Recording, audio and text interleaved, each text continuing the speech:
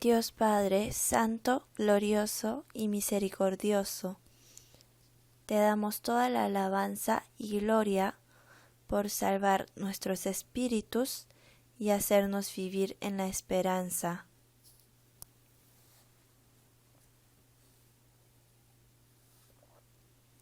Te damos gracias por sostenernos y alimentarnos con tu palabra y hacernos vivir con fe, venciendo a este mundo tan desorientado.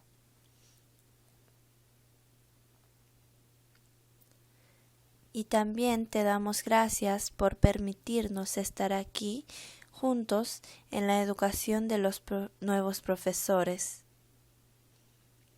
Acompáñanos para que el Espíritu Santo pueda estar con nosotros y que los que escuchan tu palabra puedan abrir sus corazones y comprender tu palabra para guardarlas en los corazones de cada uno.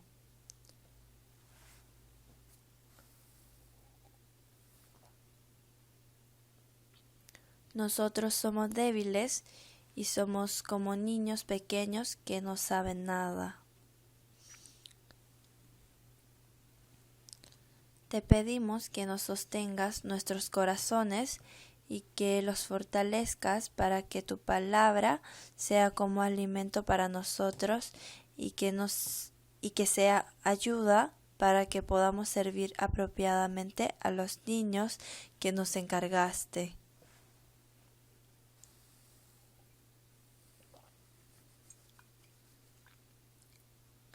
Encargamos todas las cosas en el Señor. Oramos en el nombre del Señor Jesucristo que nos salvó. Amén.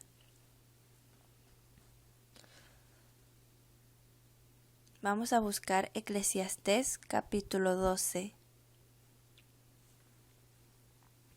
Eclesiastés capítulo 12.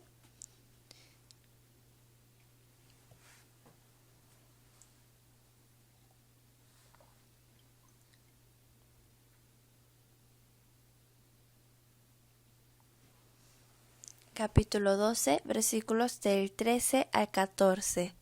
Vamos a leer juntos.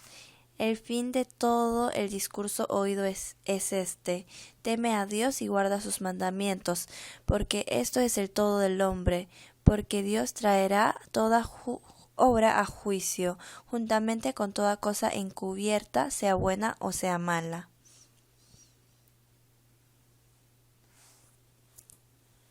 Hoy vamos a aprender sobre la meta educativa de la Biblia. La meta educativa de los cristianos es diferente a la del mundo. En el mundo hay muchas razones para instruir a una persona, pero pareciera que el propósito de la educación de este mundo ahora es producir a una persona exitosa nada más.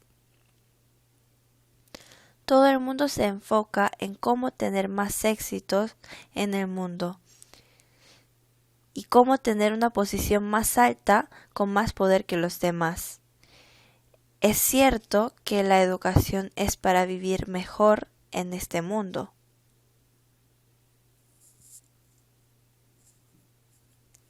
Pero para los cristianos no es así.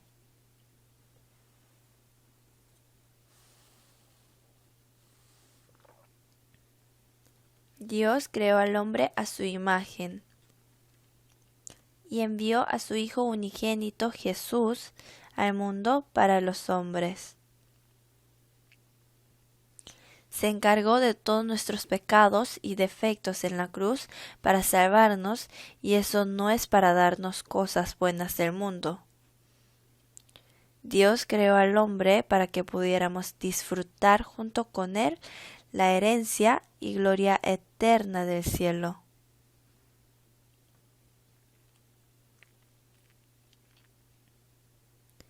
Por eso, como hay una gran diferencia entre lo que los hombres piensan y el propósito de Dios al crearnos, obviamente hay diferencias en la meta educativa. Así que los profesores deben comprender correctamente cuál es la meta educacional de la Biblia. Y eso sería la base para enseñar y servir a los estudiantes que Dios ha encargado. Yo creo que si uno no comprende correctamente la meta educacional de la Biblia, no va a poder guiar a los estudiantes apropiadamente. Así que podemos decir que es algo muy importante y precioso conocer bien la meta educacional de la Biblia. Por eso hoy vamos a pensar sobre la meta educacional de la Biblia y la meta del colegio de la iglesia y también las metas específicas de cada grupo de edades. Y tendremos que pensar sobre el centro de la enseñanza, que es el Espíritu. Aunque yo enseñe tan bien, si el Espíritu no obra en mí, uno no va a poder comprender la palabra en su corazón y tampoco va a poder aplicar esa palabra en él. Así que si nos damos cuenta de que el Espíritu es el centro de nuestra enseñanza, podremos ser más humildes y dependernos más del Espíritu Santo. Y obviamente el tema de la enseñanza es la Biblia. Y vamos a pensar sobre cómo enseñarles a los niños con qué contenido. Si pensamos primeramente en la meta educacional de la Biblia, nosotros tenemos una placa grande en el segundo piso de la iglesia donde indican la meta de la educación y del colegio de la iglesia. Si vemos ahí, hay una gran meta y otras metas más específicas para diferentes grupos de edades. Me imagino que lo han visto ya. Esas metas fueron fijadas en medio de la oración por los que trabajan y sirven en el colegio de la iglesia. Y la meta es como un resumen de un versículo de la Biblia. La gran meta está enfocada en Eclesiastés capítulo 12 versículo 13 y preescolar en Salmos capítulo 36 versículo 9 y para primaria y secundaria segunda de Timoteo capítulo 3 versículo de 15 al 17. Así que vamos a pensar sobre esas metas. En la primera página, el número 1 dice que la gran meta del colegio de la iglesia. Teme a Dios y guarda sus mandamientos. Enfocándonos en Eclesiastés capítulo 12 versículo 14 pusimos esa meta. El fin de todo el discurso oído es este: teme a Dios y guarda sus mandamientos, porque esto es el todo del hombre. El fin de todo el discurso oído es este. Dios lo dijo para revelar el propósito final del capítulo 1 al 12 de Eclesiastés. Después de haber dicho todo eso, dijo: teme a Dios y guarda sus mandamientos. Entonces, ¿cuál es el propósito de escribir Eclesiastés? Es para temer a Dios y guardar sus mandamientos. En una sola palabra, obedecer. Así que para que seamos una persona que tema y obedezca a Dios, el reportero de Eclesiastés escribió el contenido tan largo del mismo libro del capítulo 1 al 12. Porque esto es el todo del hombre. Diciendo el propósito, dijo que ese era el todo del hombre. Es decir, esa es la responsabilidad y obligación del hombre. El hombre, después de haber nacido en esta tierra, tiene que llevar una relación apropiada con Dios y tiene que temer a Dios y obedecer a la palabra de Dios. Esa es la responsabilidad del hombre. Esa es la responsabilidad y la obligación del hombre. Si un hombre no teme a Dios ni obedece a Dios, podríamos decir que se ha olvidado del todo del hombre. Podemos decir que esa persona no sabe cuál es su responsabilidad y obligación.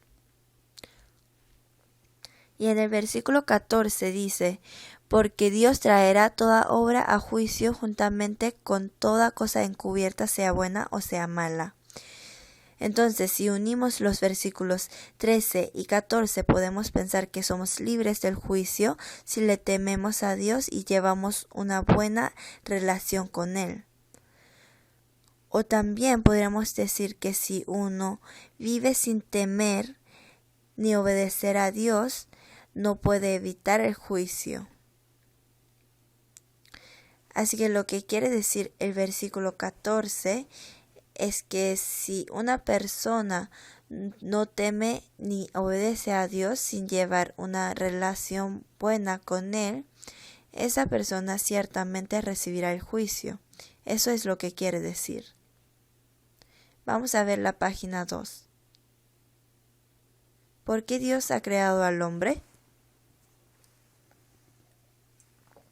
Primero, ¿para qué Dios creó al hombre? Para que el hombre obtenga la vida eterna, y el segundo para entregarles la gloria de Dios. Y también Dios ha creado al hombre para que el hombre pueda acompañar a Dios.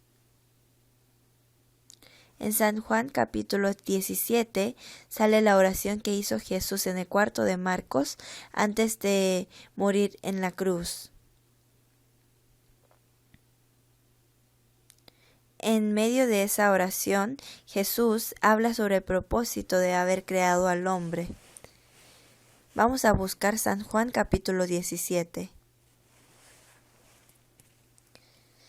San Juan capítulo 17. Cuando tengan oportunidad, sería bueno revisar y aprender de esa oración porque la oración de Jesús tiene una relación directa con nosotros. En San Juan capítulo 17 versículo 2 dice, como les has dado potestad sobre toda carne para que dé vida eterna a todos los que le diste.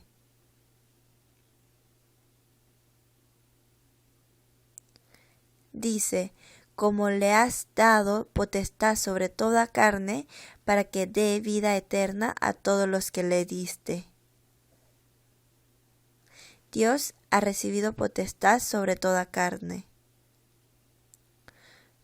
Por eso en San Mateo capítulo 28 versículo 18 dice, toda potestad me es dada en el cielo y en la tierra. Dios le ha dado toda potestad para entregarnos la vida eterna. El primer propósito de haber creado al hombre fue para dar la vida eterna. Vamos a leer San Juan capítulo 17, versículo 22. San Juan capítulo 17, versículo 22. Dice, San Juan capítulo 17, versículo 22. La gloria que me diste yo les he dado para que sean uno, así como nosotros somos uno. La gloria que me diste yo les he dado. Lees que sale ahí se refiere primeramente a los apóstoles de Jesús y también a las personas salvas. La gloria que me diste yo les he dado. El propósito es para darles esa gloria a las personas salvas. Aquí dice, yo les he dado. El Señor ya nos ha dado la gloria. Y vamos a leer juntos el versículo 24. Padre, aquellos que me has dado, quiero que donde estoy también ellos estén conmigo, para que vean mi gloria que me has dado, porque me has amado desde antes de la fundación del mundo. Padre, aquellos que me has dado, quiero que donde yo estoy, también ellos estén conmigo. Es decir, los salvos, los que también ellos estén conmigo, para que vean mi gloria que me has dado, la gloria que Dios le ha dado a su Hijo unigénito Jesucristo. ¿Qué quiere decir que vean? Quiere decir que aprovechen juntos con Él, ¿cierto? Así que estando juntos donde el Señor, recibirán la gloria.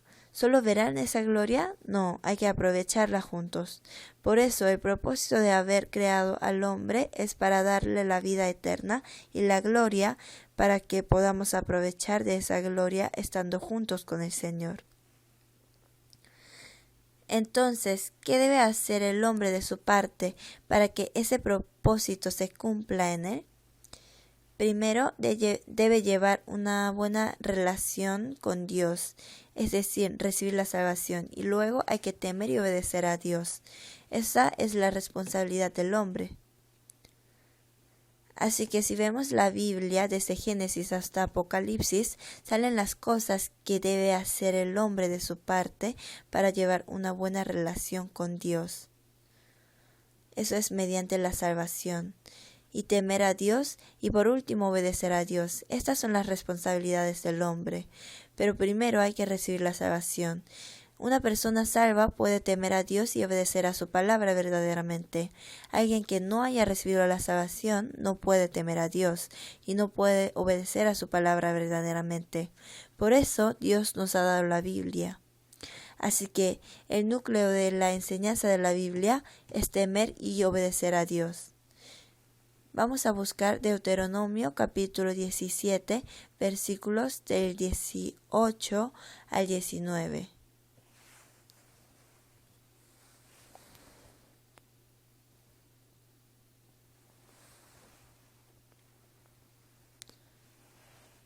Deuteronomio capítulo 17, versículos del 18 al 19. Vamos a leerlo juntos. Y cuando se siente sobre el trono de su reino, entonces escribirá para sí en un libro una copia de esta ley, del original que está al cuidado de los sacerdotes levitas, y lo tendrá consigo y leerá en él todos los días en su vida, para que aprenda a temer a Jehová su Dios, para guardar todas las palabras de esta ley y estos estatutos, para ponerlos por obra. Es decir, cuando alguien se siente sobre el trono de su reino en Israel, ese rey debe tener una copia de la palabra que Dios ha dado para tener su propia Biblia, y leerá él todos los días de su vida. ¿Cuál es el propósito de leerla? Dos cosas: temer y obedecer. Para que aprenda a temer a Jehová su Dios, aprenda a vivir enfocándose en Dios, enaltecer a Dios, acercarse a Dios y temer y servir a Dios. Cuando se suman todas estas cosas, esto es temer. Por eso dice, para que aprenda a temer a Jehová su Dios. Eso es lo que una persona salva aprende durante toda su vida. En una sola palabra, guardar todas las palabras de esta ley y estos estatutos es obedecer. Así que el propósito de habernos dado la Biblia es temer y obedecer a Dios. Vamos a buscar un versículo más en Josué. Josué capítulo 22. Josué capítulo 22. Josué está después de Deuteronomio. Capítulo 22, versículo 5. Vamos a leerlo juntos. Solamente que con diligencia cuidéis de cumplir el mandamiento y la ley que Moisés, siervo de Jehová, os ordenó, que améis a Jehová vuestro Dios y andéis en todos sus caminos, que guardéis sus mandamientos y le sigáis a él, y le sirváis de todo vuestro corazón y toda vuestra alma. Esta parte sigue después de que la guerra de conquista de Canaán, que duró por 7 años, terminó, y los urbanitas, los gaditas y la media tribu de Manasés tenían que volver a la tierra que habían recibido como herencia en el este del río de Jordán. Eso fue lo que Josué había mandado a los rubenitas, los gaditas y la media tribu de Manasés. Cuando vuelvan, solamente que con diligencia cuidéis y primeramente que améis a Jehová vuestro Dios. Dijo que améis. Y luego dice, y le sirváis de todo vuestro corazón y de toda vuestra alma. En realidad, amar y servir es lo mismo que temer, ¿cierto? Amar, servir y enaltecer al Señor es temer. Que con diligencia cuidéis de cumplir el mandamiento y la ley que Moisés, siervo de Jehová, os ordenó, y andéis en todos sus caminos, que guardéis sus mandamientos. En una sola palabra, eso es lo mismo que es obedecer, ¿cierto? Obedecer a la palabra de Dios. Aquí también está diciendo que debemos temer y obedecer a Dios. El propósito de habernos dado el libro de Proverbios sale en Proverbios capítulo 1. Ahí dice, el principio de la sabiduría es el temor de Jehová. Y en Proverbios capítulo 9 también sale que el temor de Jehová es el principio de la sabiduría. Así que lo que Dios espera del hombre es temer a Dios y obedecer a su palabra. Con ese propósito Dios nos dio la Biblia. Por eso tenemos que criar a los estudiantes de esa manera. Ser muy inteligente y famoso en este mundo es una manera nada más. Y el verdadero propósito del colegio de la iglesia es educar a los estudiantes para que puedan temer y obedecer a Dios. Este propósito no puede cumplirse de una vez. Por eso, cada grupo de edades tiene un propósito específico. Como hay educación preescolar, básica, media y secundaria, hay 4 metas. Primero, para los estudiantes de kinder hay que darles conocimientos de que el origen de toda vida está en Dios. Primero hay que conocer a Dios, ¿cierto? Toda vida viene de Dios. Es decir, la meta de la educación preescolar es hacer que los niños reconozcan y acepten a Dios que está realmente vivo. Los niños de preescolar no conocen sobre sus pecados y para que el Evangelio sea comprendido deben entender sobre la remisión. Entonces los niños deben entender que Jesús murió en lugar de ellos. Pero ¿cómo los niños de preescolar entenderían el concepto de la remisión? Por eso es difícil que los niños de kinder reciban la salvación. Así que lo que nosotros debemos hacer es enseñarles sobre Dios, hacer que reconozcan que el origen de la vida está en Dios. Vamos a buscar Salmos capítulo 36. Salmos capítulo 36, versículo 9. Versículo 9, vamos a leerlo juntos. Porque contigo está el manantial de la vida, en tu luz veremos la luz. Contigo está el manantial de la luz, en tu luz veremos la luz. El manantial de la vida viene del Señor, de Dios. Aunque sea un mosquito, si no fuera Dios, nadie puede crearlo, ¿cierto?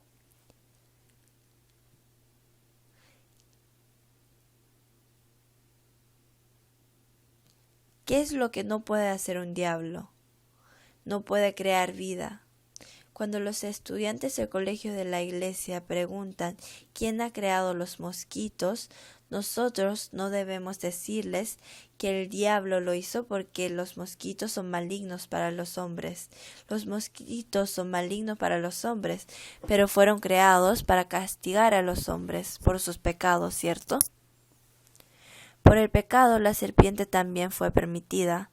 Las serpientes andan rastrándose en la tierra y son malignas para los hombres, y todas aquellas criaturas malignas también vinieron de Dios. En Éxodo, los hechiceros de Egipto imitaron los milagros que Moisés había hecho. Por ejemplo, cuando Moisés cambió el agua del Nilo en sangre, los hechiceros también lo hicieron. Si vemos en Éxodo, cuando los sapos salieron del Los hechiceros de Egipto también lo hicieron.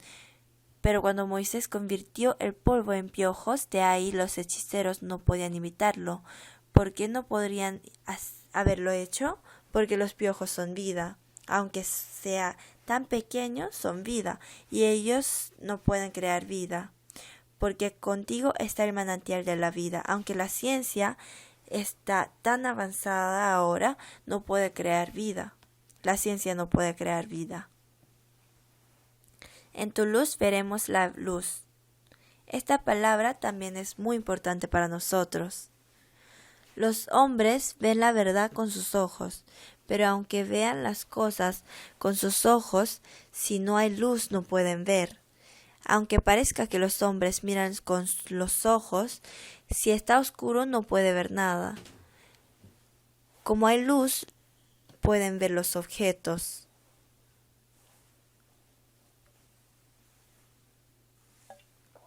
Como eso podemos conocer al Señor solo si el Señor nos ilumina con la luz.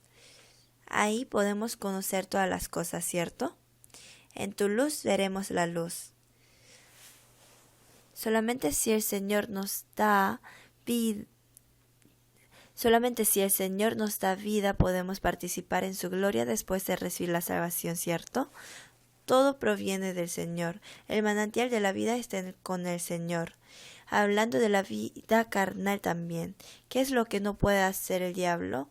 Hacer que el espíritu del hombre renazca. El único que lo puede hacer es el Señor. ¿Cuáles son las características de la iglesia verdadera y falsa? Hay varias, pero el diablo no puede obrar en la salvación de la gente. En las iglesias falsas es imposible. Es posible solamente si el Señor obra. Si hay personas que reciben la salvación, eso quiere decir que el Señor mora en ese lugar. No hay evidencia más grande que esa. Así que cuando los niños nacen comienzan a hablar. Cuando hablan, primero aprenden a decir mamá, papá y comida. Y preguntan tartamudeando. Mamá, ¿qué es esto? ¿Qué es eso? Cuando los niños son pequeños, no paran de preguntar. ¿Por qué? Porque no saben. Continúan preguntando mientras aprenden a hablar. ¿Qué es esto? ¿Qué es eso? Y otra cosa más. ¿Quién hizo esto? Ellos preguntan esto porque quieren saber. Así que cuando ellos tengan esa duda podemos enseñarles naturalmente sobre el manantial de la vida que está con el Señor. Eso podríamos enseñarles. Debemos enseñarles a los niños que Dios existe y que toda vida proviene de Él. Les enseñamos esto para enseñarles que Dios existe. Hechos capítulo 17. Hechos capítulo 17. Vamos a buscar Hechos capítulo 17.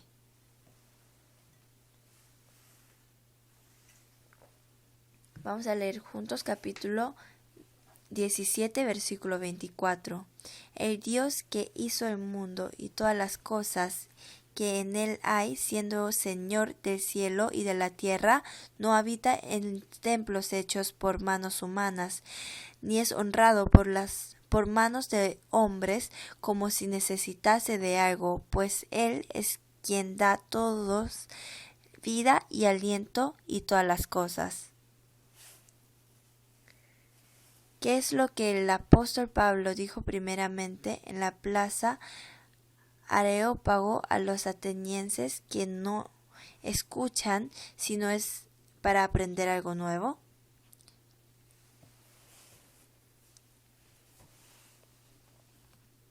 Existe Dios, quien es el Señor del cielo y de la tierra.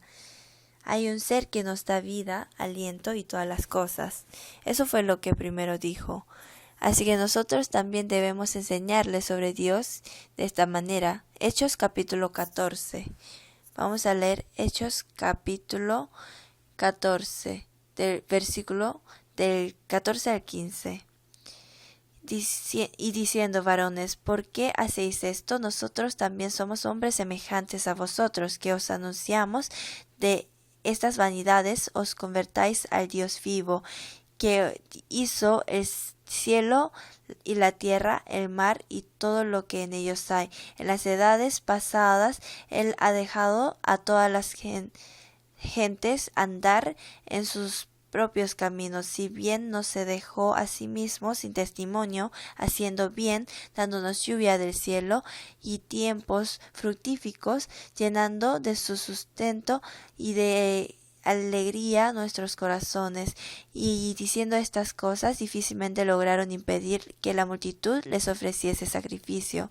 Cuando Pablo fue a Listra para evangelizar, él había sanado a una persona que no podía usar sus pies, pero como la gente de Listra adoraban a los ídolos, ellos iban a adorar a Pablo y Barnabás como dioses.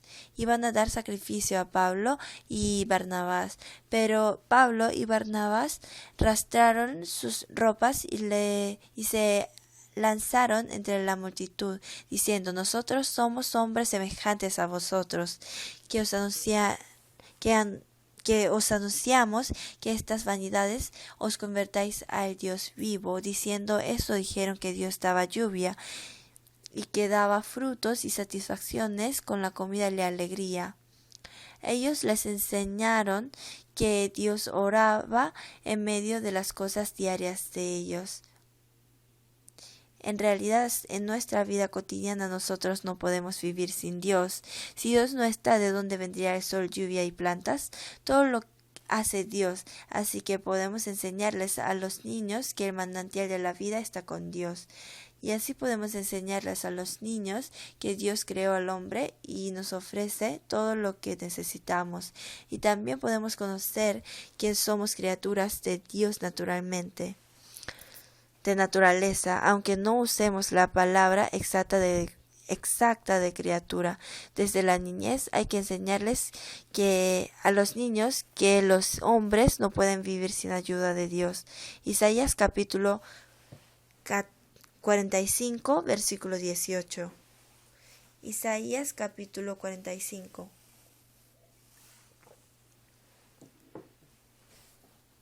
Versículo 18. Vamos a leerlo juntos. Porque así dijo Jehová, que creó los cielos. Él es Dios, el que formó la tierra, el que la hizo y la compuso. No la creó en vano, para que fuese habitada la creó. Yo soy Jehová y no hay otro. ¿Por qué ha creado los cielos y la tierra? La creó para que fuese habitada por los hombres. Como los padres que siempre nos alimentan con comida. Dios nos ha dado todo porque nos ama. Por esto sabemos que nos ama. Y también sabemos que nuestra posición ante Dios es muy preciosa. Conociendo poco a poco estas cosas, podemos sentirnos felices. Debemos enseñarles a los niños que Dios existe desde la niñez. Desde que son pequeños debemos enseñarles cosas necesarias. Vamos a leer Proverbios capítulo 22. Capítulo 22, versículo 6.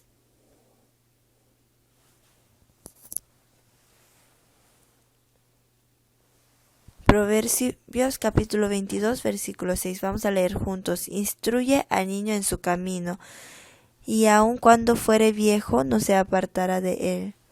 Si leemos este versículo en hebreo, la palabra niño está expresado de una diferente manera. Instruye al niño. En hebreo la palabra niño está escrito como lahir. Y esto se refiere al bebé lactante. Instruye al niño en su camino, es decir, instruye al bebé lactante. Quiere decir que nosotros debemos instruirles desde que toman la leche de su madre. Cuando toman leche de su madre son muy pequeños. Instruye al bebé lactante. Lo que nosotros debemos enseñar a los bebés lactantes es que el manantial de la vida está con Dios, que Dios existe y que Él es el manantial de toda vida. Vamos a ver la página 4. Cuando pasamos kinder viene primaria. Primaria es del primer grado al sexto grado. En kinder hay 3 grupos, de quinto años y de sexto años y de séptimo años. En nuestra iglesia hay 3 grupos diferentes, pero en otras iglesias hay veces que enseñan a la misma vez los niños de 5, 6 y 7 años.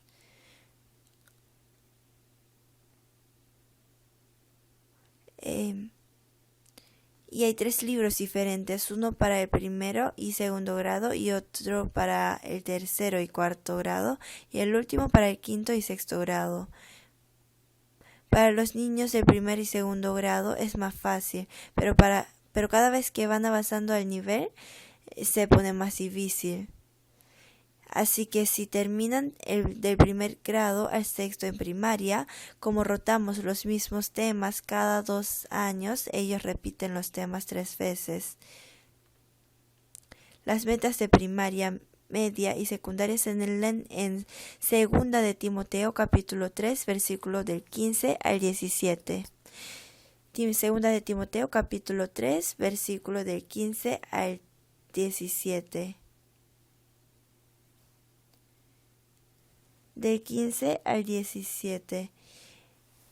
Y que desde la niñez has sabido las sagradas escrituras, las cuales te pueden hacer sabio para la salvación por la fe que es en Jesucristo, en Cristo Jesús. Toda la escritura es inspirada por Dios y útil para enseñar, para redarguir, para corregir y para instruir en justicia, a fin de que el hombre de Dios sea perfecto, enteramente preparado para toda buena obra. En el versículo 15 dice que el propósito de habernos dado la Biblia es porque la Biblia nos puede hacer sabios. Y en el 16 y 17 dice que al recibir la salvación hace que el hombre de Dios sea perfecto. Así que la meta de la escuela primaria es enseñar, redarguir, corregir e instruir en justicia mediante la palabra, a fin de que sea enteramente preparados para toda buena obra con la salvación. Y la meta de la escuela media es hacer que el hombre de Dios sea perfecto, enseñarles la Biblia para que puedan crecer con la imagen de Dios. Y después de crecer, ¿cuál sería la siguiente meta? Tiene relación con la labor. Y que sean enteramente preparados para toda buena obra. Así que la meta de la escuela secundaria es hacer que sirvan para toda buena obra. Por eso, después de hacer que reciban la salvación y el hombre de Dios sea perfecto, hacemos que sea enteramente preparado para toda buena obra. Así que todas las metas de las escuelas vienen de esta palabra. Este orden es para todos en realidad, no solamente para los estudiantes del colegio de la iglesia, sino cuando llegan los adultos también ellos deben conocer primeramente a Dios, recibir la salvación, su personalidad crece y después pueden participar en las obras del Señor. Ese es el orden para todos. Vamos a ver la página 4. Cuando los niños son de primaria, ya pueden entender cuáles son sus pecados. Ya saben qué es el pecado y pueden comprender sobre la redención. Puede ser un poco difícil para los niños del primer y segundo grado. Así que cuando me piden que tenga consulta con ellos, no lo hago, porque puede ser que eso sea una enseñanza memorizada.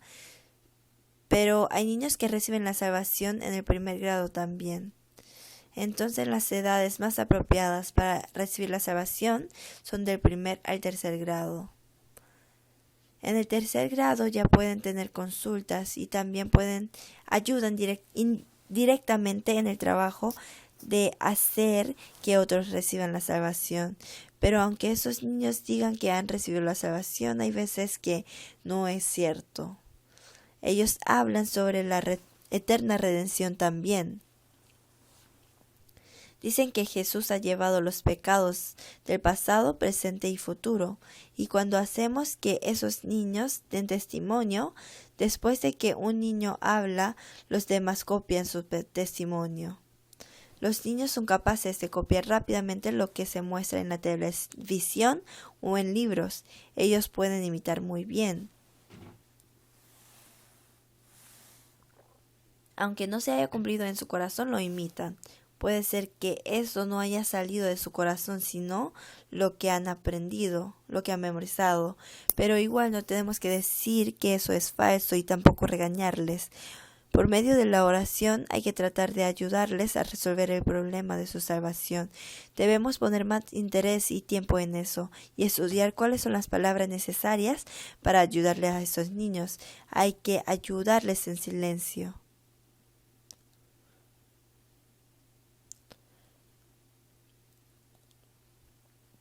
Porque el primer propósito de habernos dado la Biblia es que se puedan hacer sabios para la salvación por la fe que es Cristo Jesús.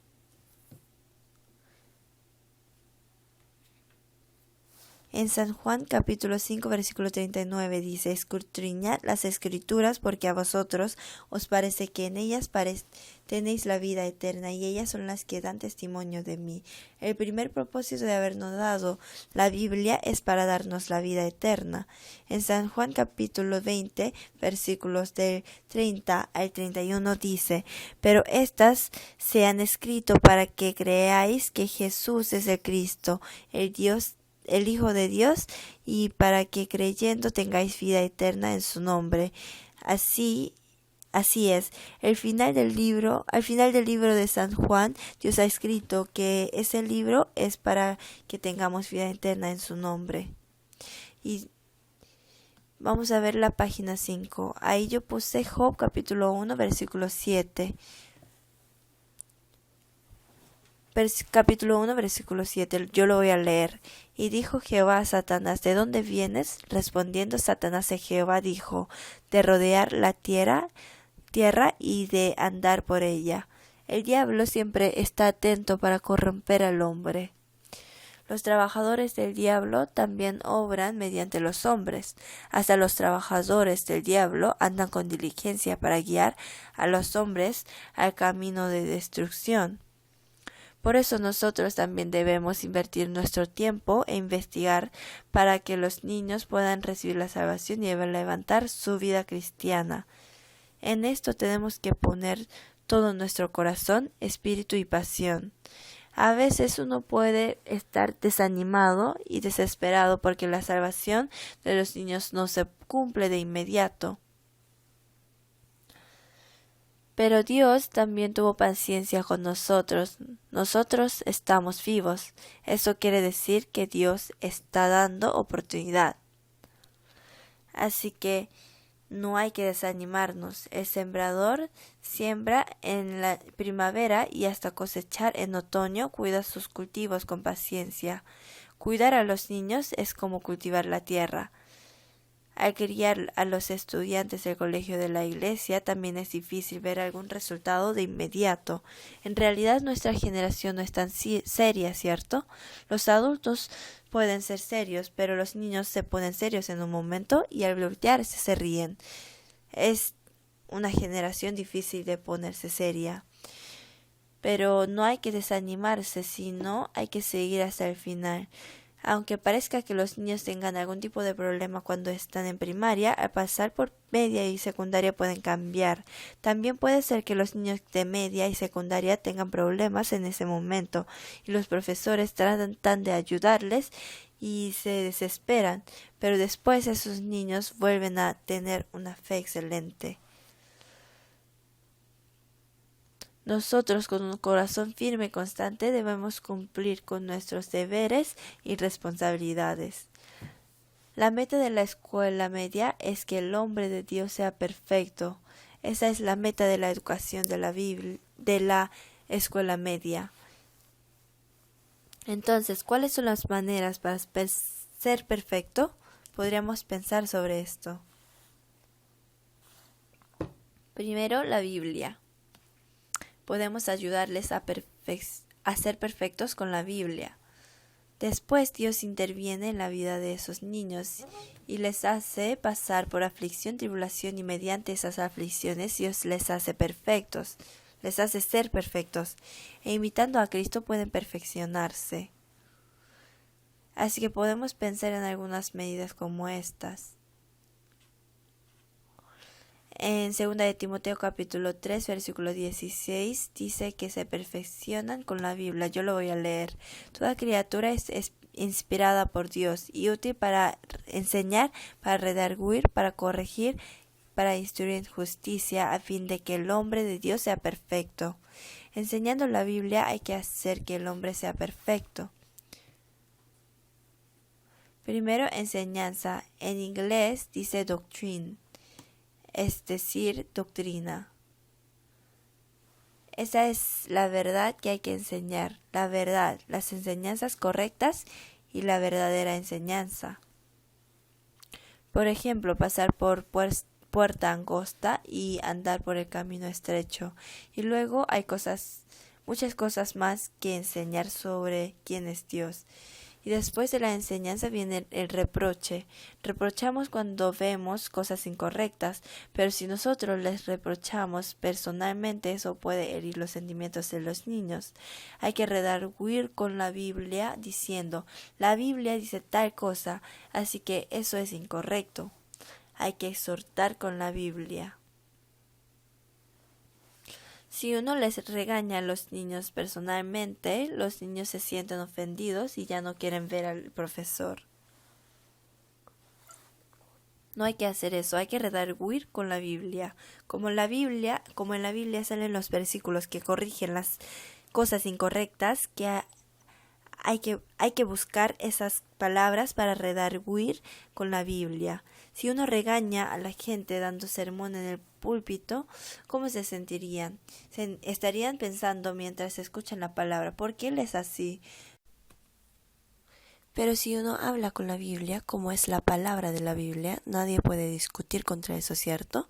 Hay que redarguir con la Biblia. Y dice, para corregir es enderezar algo incorrecto. Para instruir en justicia, eso es enseñar cuál es el camino correcto, justo, honesto y bueno. Así que instruyendo hay que hacer que el hombre de Dios sea perfecto. ¿Cómo se hace eso? No hay que dejar la Biblia para que los criterios de la Biblia sean los criterios absolutos. Uno mismo debe cambiarse primero. No hay que dejar la Biblia. Nosotros debemos aceptar primero los criterios de la Biblia como los criterios absolutos. ¿Cómo debemos mirar al mundo? Hay que mirar al mundo mediante los lentes llamados Biblia. No hay que mirar al mundo solamente con nuestros ojos. Por ejemplo, no hay que mirar las cosas como el mundo las ve y decir que hay que aceptar la homosexualidad. Y los políticos de Corea dicen que los países desarrollados ya han aceptado la homosexualidad como algo legal, por lo que nosotros que somos países menos desarrollados también tenemos que seguirles, es decir, sus criterios se basan en los países desarrollados. Pero si miramos con los lentes llamados la Biblia, la homosexualidad es incorrecta. ¿Los hombres son bestias? Aunque tengan pasiones carnales, en la Biblia dice que hay que huir también de las pasiones juveniles. Pero ¿cómo uno no va a controlarse para hacer lo que quiera?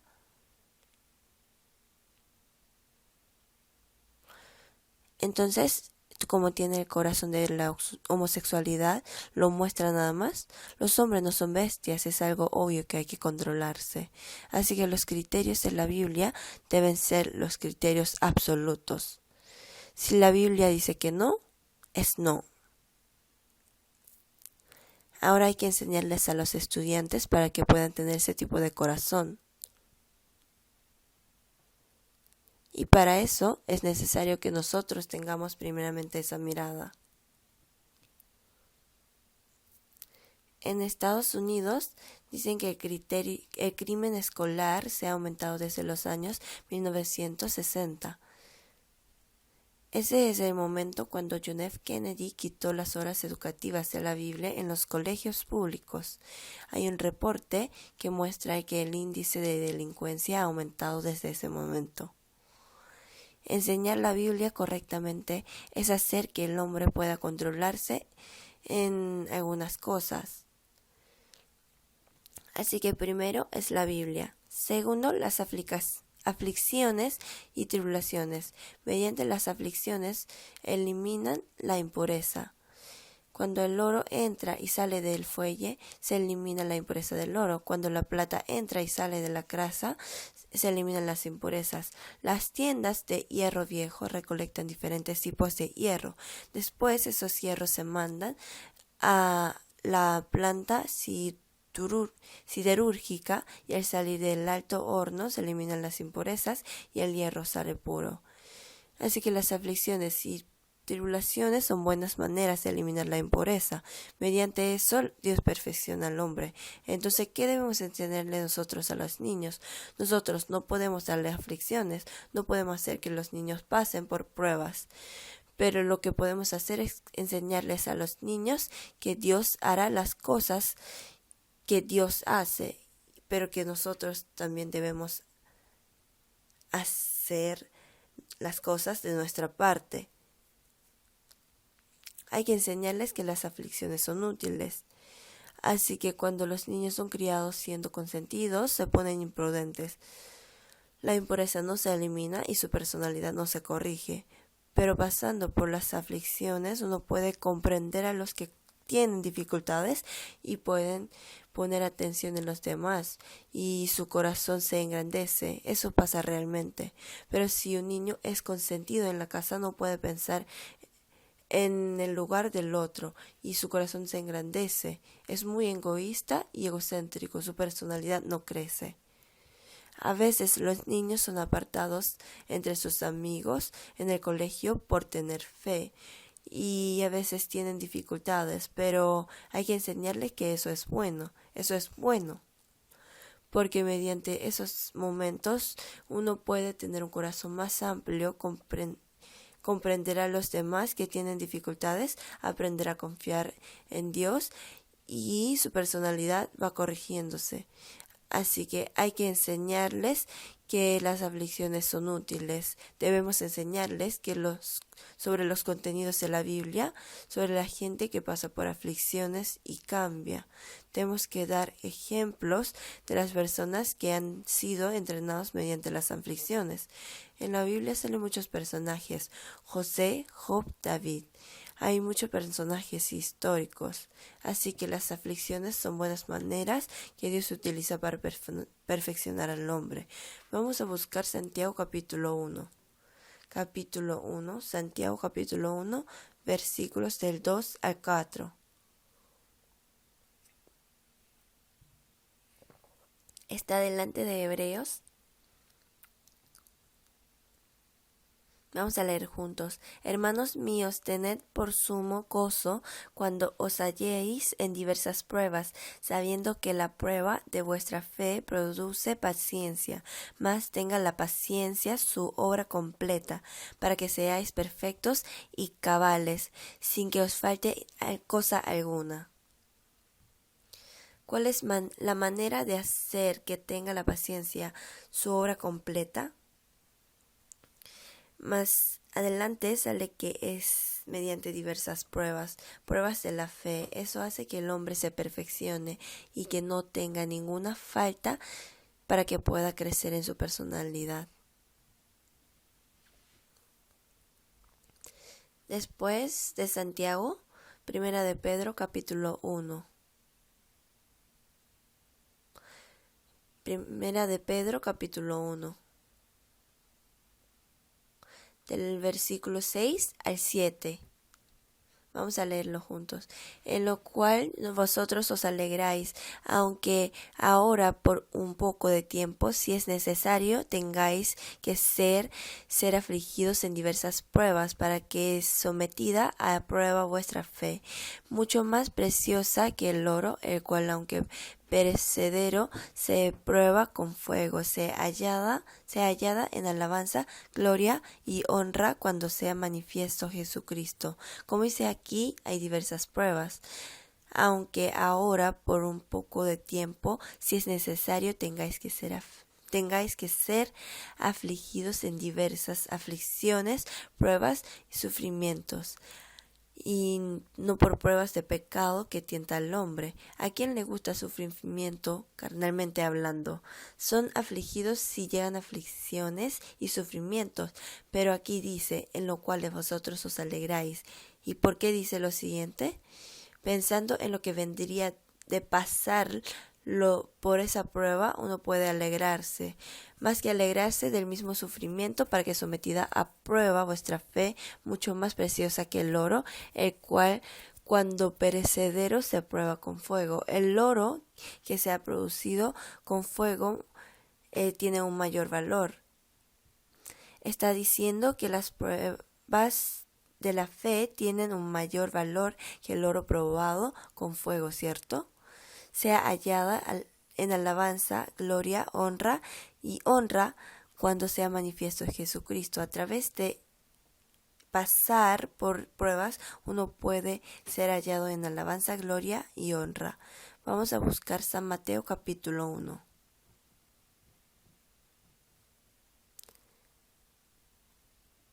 La semana pasada lo aprendimos. San Juan capítulo 1, del versículo 29 al 30. Vamos a leerlo juntos.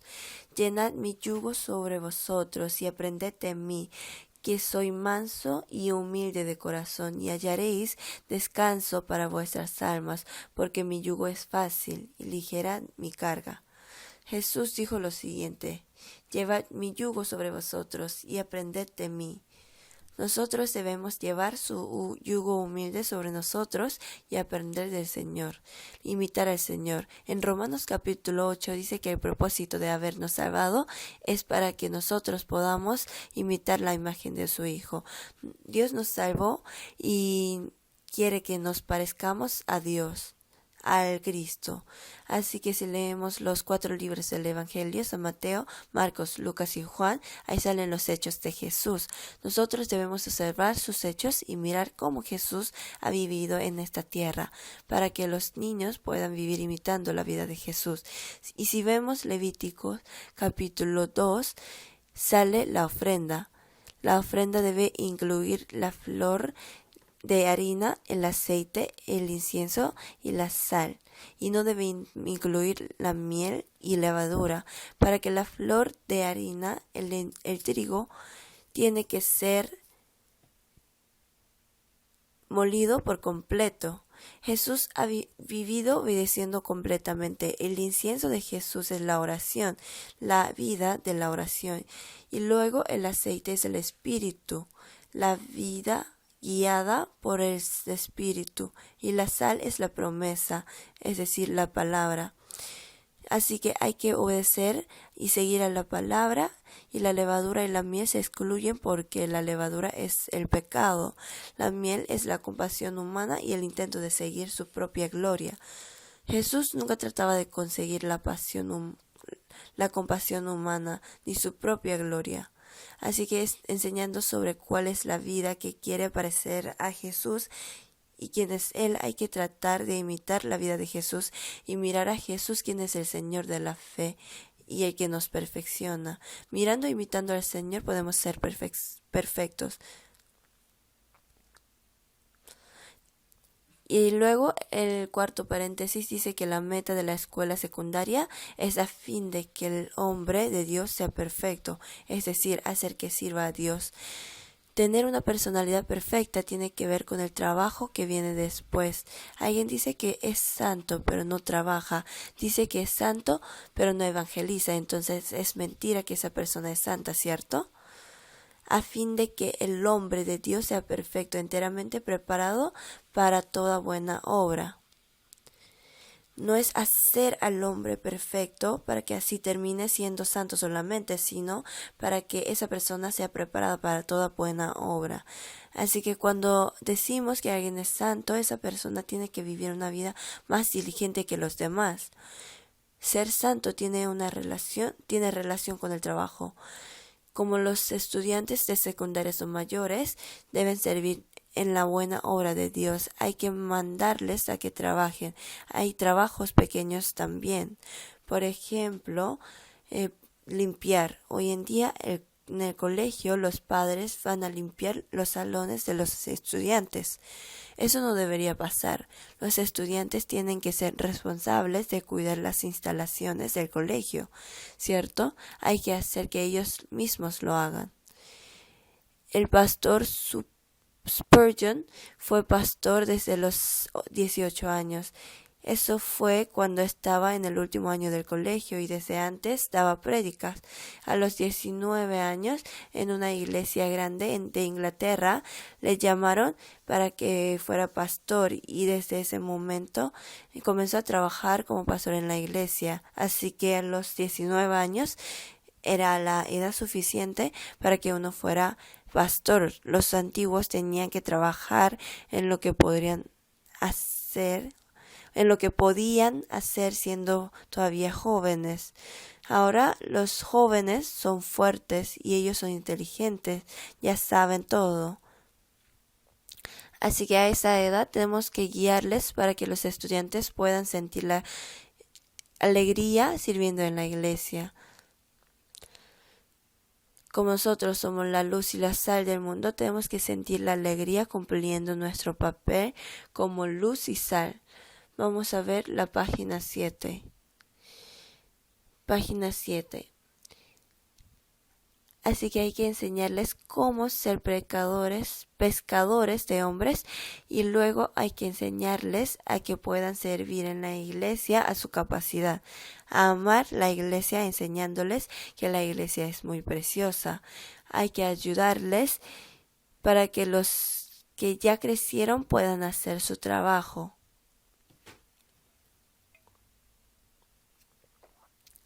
Número 2 en letra romana. Entonces, ¿quién es el maestro? Los que enseñan son los profesores, pero ¿quién sería el sujeto que de verdad les enseña? Es el Espíritu Santo.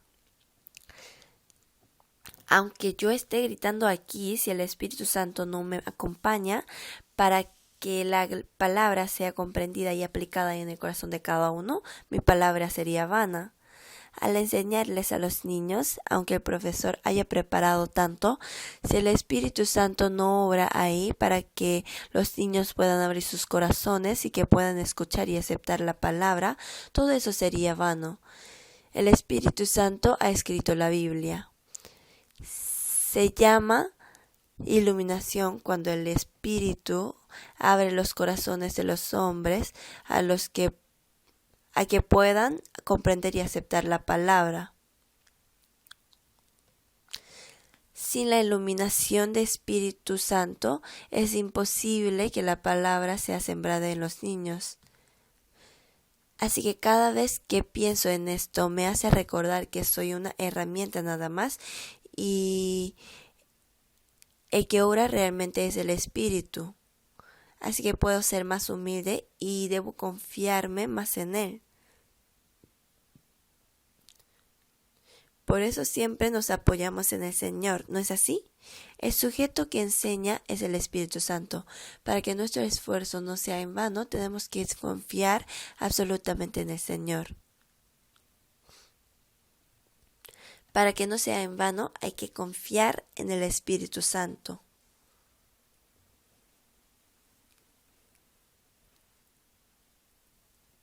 Vamos a ver Primera de Juan, capítulo 2.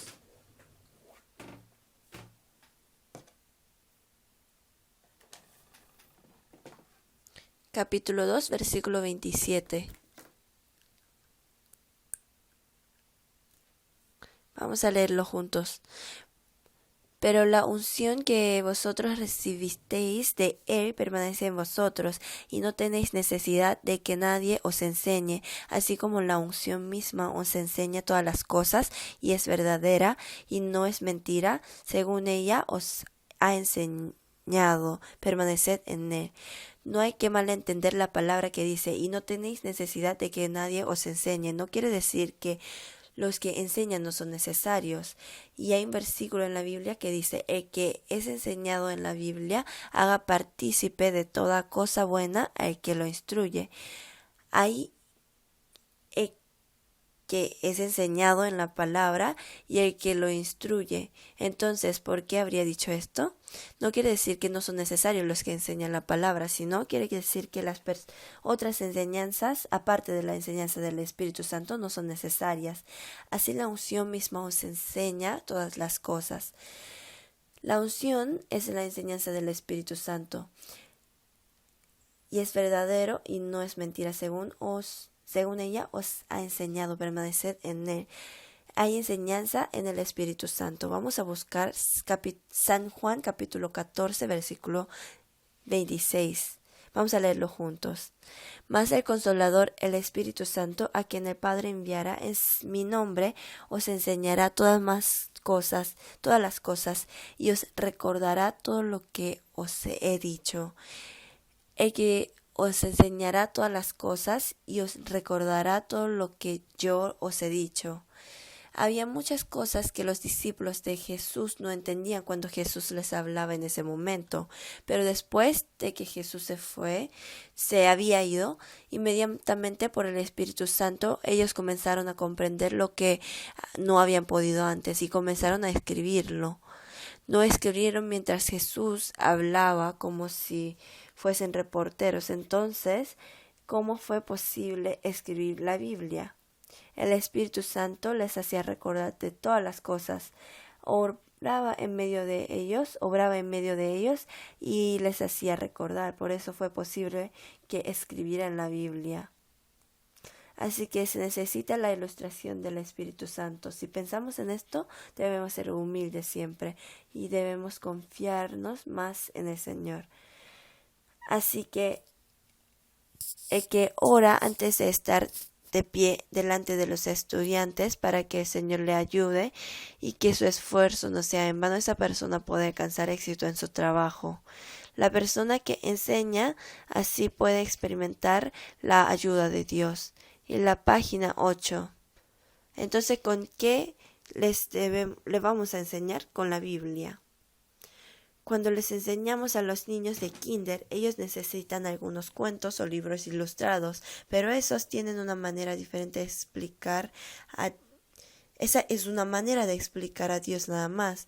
Si uno se sale de la Biblia y quiere enseñar basado en esos libros nada más, eso sería en vano. Eso tiene que ser una manera de explicar la Biblia nada más, ¿cierto? Tiene que ser un medio para ir hacia la Biblia. Si eso viene a ser como el centro de la educación falla. El libro que hay que usar es la Biblia. Así hay infinitas cosas que enseñar. La Biblia contiene desde Génesis hasta Apocalipsis. Entonces, ¿cómo podemos enseñarle todas estas cosas? Llevando años trabajando en la iglesia dando sermones, uno da como 100 sermones en un año. Entonces los hermanos ya han escuchado ese mismo sermón antes. Entonces al principio eso me hacía preocupar un poco porque no tenía nada que decir. Estaba pensando sobre qué tema hablarles, pero el Señor me dio un pensamiento en el corazón y comencé a pensar, yo tengo la Biblia es tan gruesa, así que puedo estudiar y explicarles detalladamente. Y desde ahí comencé a sentirme muy cómodo. Es así, uno puede estudiar la Biblia página por página y puede hablarles sobre eso luego. Cuando explicamos sobre la Biblia, el corazón nos permite muchas cosas para poder enseñar. El problema es que yo no lo puedo comprender todo. Así que si yo dedico mi tiempo para estudiar la Biblia y muchas cosas que enseñar. El libro que siempre debemos usar es la Biblia. El Señor nos dijo, criadlo en disciplina y amonestación del Señor. Hay que educarles con la palabra de Dios. Otras cosas no tienen que ser el centro mientras enseñamos. No estoy diciendo que no usen otra cosa para enseñar, sino es solamente, eso tiene que ser un medio nada más. Debemos recordar que siempre utilizamos esos medios para explicarles sobre la Biblia, para que puedan comprenderla y enseñarles sobre Dios que sale en la Biblia. Cuando hacemos un resumen de la Biblia, primero viene Dios. Hay que enseñarles siempre sobre la existencia, carácter y naturaleza de Dios. El hombre se olvida de las cosas fácilmente. Entonces, en un lado de su corazón piensa sobre algo y al darse vuelta se olvida. Así que cuando esa persona ya sepa en su corazón, hay que recordarle siempre, hay que despertarle. Entonces la Biblia es anunciar sobre Dios, y Dios es tan glorioso que tiene voluntad para con nosotros, tiene voluntad para las personas salvas y también no salvas. La voluntad de Dios en las personas no salvas es que reciban la salvación, y en las personas salvas es que esas personas puedan ser perfectos como hombres de Dios. Esa es la voluntad del Señor, y Dios tiene muchas intenciones con qué trabajos debemos realizar. La gracia, amor, santidad, justicia, sinceridad, virtud, paciencia, omnipresencia está en todos lados. Dios es infinito, eterno, sabio e independiente. Hace todas las cosas solo y no es intervenido por nadie. Así que enseñarles sobre Dios, hay que enseñarles sobre Dios. Después de leer este capítulo, uno puede preguntar qué es lo que este versículo quiere decir. Si quiere decir que Dios existe o está hablando sobre sus caracteres. ¿Qué quiere decir sobre el Evangelio? ¿Quiere decir el Evangelio o Jesús? ¿Está hablando sobre la encarnación o vida o cruz o el Evangelio? Y después, ¿cuáles son las palabras que Dios les está dando a las personas salvas? ¿Y cuáles son las advertencias de Dios para los que no son salvos? ¿Y las palabras para los salvos son de la vida de ellos? ¿O está hablando sobre el corazón y la esperanza que deben tener los salvos? ¿O está hablando sobre la vida distinguida de los pecados? Si uno lee pensando en estas cosas, puede descubrir las enseñanzas continuamente. Y entonces, como no hay tanto tiempo para hablar sobre estas cosas que uno ha descubierto, puede hablar sobre las cosas que a uno le parece realmente importante. Ahora vamos a ver la página 9, número 2. Hay que enseñar que la Biblia es inspirada por Dios y es la base incondicional. Debemos enseñar que la Biblia no tiene ningún error, ¿cierto? Hay que enseñar que para que todas las cosas de la Biblia sean los criterios de nuestra vida. Cuando quieren medir la longitud es necesaria la regla y para pesar la pesa. Así que la Biblia es la base de todas las cosas y el criterio del juicio del valor. Entonces la persona tiene la concepción del valor fijado en la Biblia. Su vida cristiana no oscila mucho. Y nuestra generación es de relativismo. Por ejemplo, yo di un sermón antes en otra ciudad y los estudiantes lo escucharon muy bien, pero después yo estaba haciendo consulta con cada estudiante. Pero la evolución y creación son conceptos criterios, ¿cierto? Si el evolucionismo es falso, la creación es verdadera. Y si la creación es falsa, el evolucionismo es verdadero. Pero un estudiante me dijo que ambos conceptos podían ser verdaderos. En nuestra generación la gente tiene un pensamiento de que los dos Pensamientos muy contrarios pueden ser verdaderas. Hay personas así. Con ese tipo de persona es difícil comunicarse. Uno piensa que es correcto según su criterio.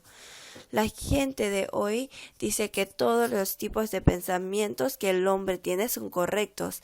Ahora todos tienden a aceptar cualquier tipo de pensamiento que el hombre tiene. Para que la otra persona no se sienta mal, uno quiere aceptar que los dos conceptos muy contrarios son correctos. Entonces eso me hizo difícil comprender.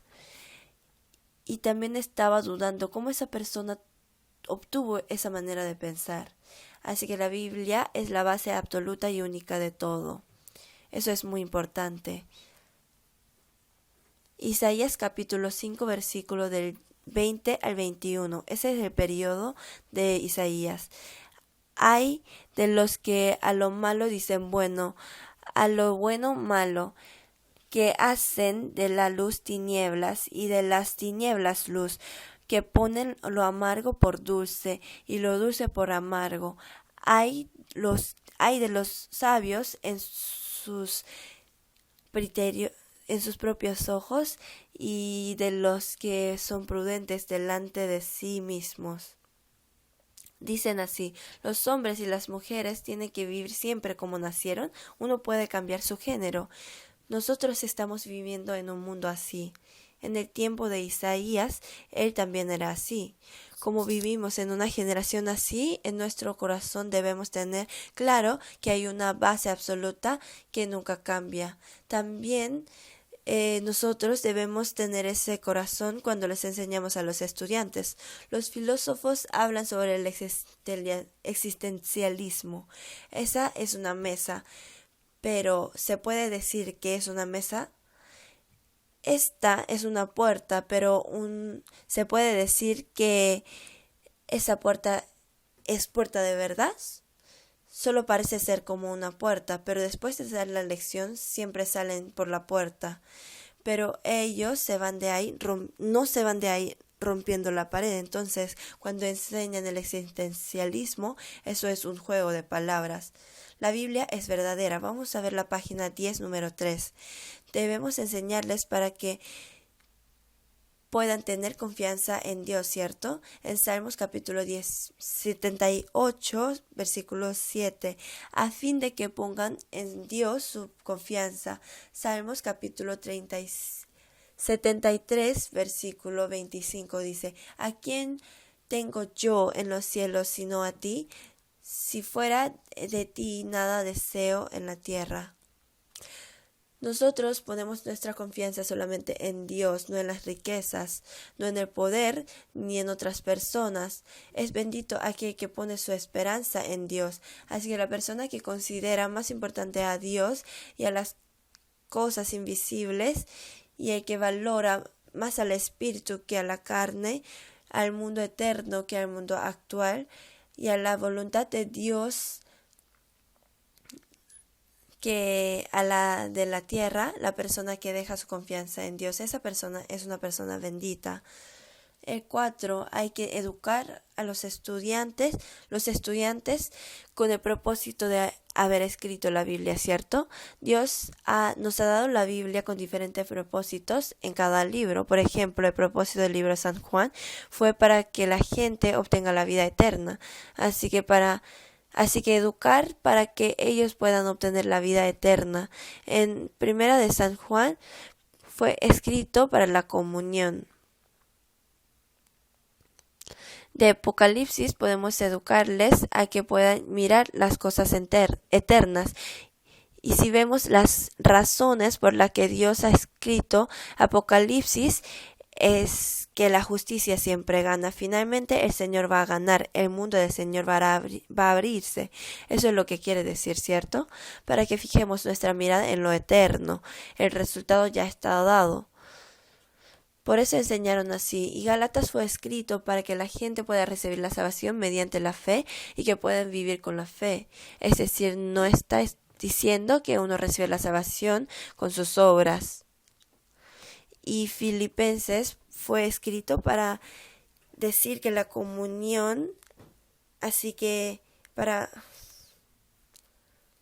Así que ahí habla sobre la importancia de la comunión. Y en Efesios sobre la iglesia, la importancia de la iglesia. Y en Colosenses que Jesús es Dios. Vino al hombre en cuerpo, pero Él es Dios que vino como hombre, Él es Dios. Cada libro tiene su intención. Y hay que enseñarles lo que ha hecho Dios y lo que nosotros los hombres tenemos que hacer. ¿Qué es lo que quiere decir? Miren aquí.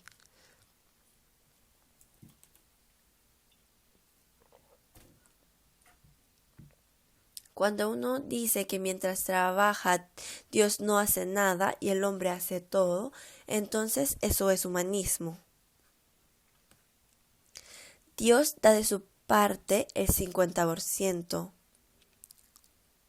Y el hombre el otro 50%. ¿Eso es correcto o no? En total, entonces es 100%. ¿Eso es correcto? ¿No? ¿Cierto? Entonces Dios trabaja el 100%, así que yo no debo hacer nada. ¿Eso es correcto o no? Eso es un pensamiento llamado The God Oriented, el Dios orientador. Dios hace todo lo que tiene que hacer y entonces el hombre también tiene que hacer lo que debe hacer de su parte. Eso es lo correcto, aunque pareciera que es algo correcto que yo no haga nada porque Dios hace todo. Hay cosas que Dios hace y cosas que el hombre tiene que hacer. No es algo correcto que yo no haga nada porque Dios hace todo. Ahora vamos a ver el momento cuando Dios salvó a Lázaro. Cuando habían pasado 4 días desde que Lázaro murió, Jesús mandó al hombre a que moviera la roca de la sepultura.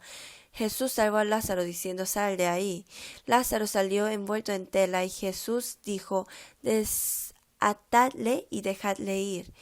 Hay cosas que hace Jesús y cosas que los hombres tienen que hacer. Lo que el hombre tiene que hacer es hacer que para cada persona pueda recibir la salvación.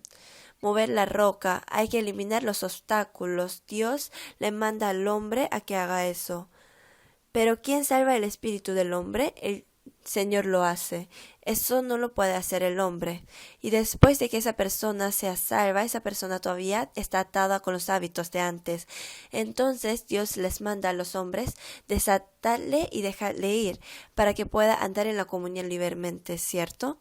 El papel de los hombres es ayudar a esa persona para que pueda crecer. Y cuando recibe la salvación del Señor, ya ha perdonado todos los pecados. Entonces, ¿qué es lo que el hombre tiene que hacer? Para solucionar sus pecados, lo que tiene que hacer el hombre es creerlo y aceptarlo. Arrepentirse y creer. Aunque Dios, el Señor, haya hecho todo de su parte, si yo no me arrepiento y no lo creo, no puedo recibir la salvación. Entonces hay cosas que el Señor hace y que yo tengo que hacer. En el estudio también, el Señor nos ayuda. Cuando yo confío en el Señor y dejo en Él, si estudio diligentemente e invierto mi tiempo, el Señor me ayuda. Pero ¿quién es el que me recuerda de lo que yo estudié? Es el Señor. Pero si uno no estudia diciendo que el Señor va a dar el máximo puntaje, entonces eso es incorrecto. El Señor dijo que iba a ayudar para que su esfuerzo no sea en vano mientras trabaja. No dijo que daría dinero al que no hace nada. Entonces hay que enseñar las responsabilidades equitativas de lo que hace Dios y lo que hace el hombre. Si uno enseña inclinándose en una sola palabra, esa persona confía solamente en Dios y no hace nada poniéndose perezoso. Por eso hay que tener cuidado. Vamos a ver la página 11 ahora. Hay que enseñar para que los niños puedan obedecer a Dios, a sus padres. Hay que enseñar que los pecados de origen son más graves que los pecados morales. Hay que enseñar para que puedan convertirse en una persona diligente y responsable de sus acciones. ¿Cómo? Instruir con la Biblia. Podemos enseñar comparando los personajes bíblicos que han tenido una vida apropiada con los otros que no han vivido apropiadamente. Por ejemplo, Abraham y Lot, Esaú y Jacob.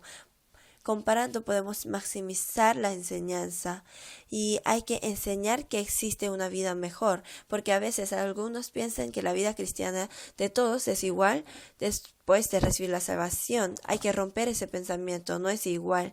Se debe enseñar que hay una vida más gloriosa, ciertamente hay una mejor vida. Página 12. Hay que enseñar que hay cosas más importantes y absolutas.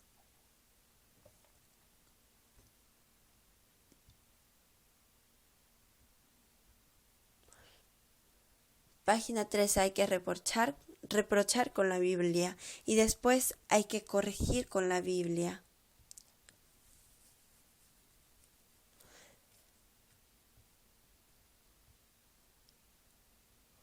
En la página 14 debemos enseñar cuál es el camino justo, bueno, recto y verdadero. Hasta aquí.